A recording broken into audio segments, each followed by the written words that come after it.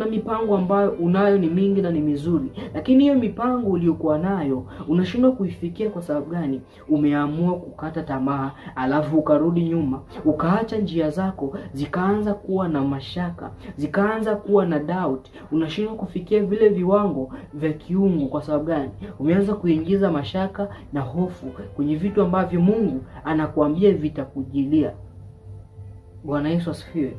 Yesu alipokuwa anatembea juu ya maji, Petro alimuona, akamwambia hivi, niruhusu, kama wewe ndiye, niruhusu nami nikufuate. Yesu akamwambia njoo. Lakini wakati wote Petro anatoa miguu yake kwenye boti na kukanyaga juu ya maji na kuanza kutembea na kupiga hatua chache, macho yake yote yalikuwa kwa Yesu.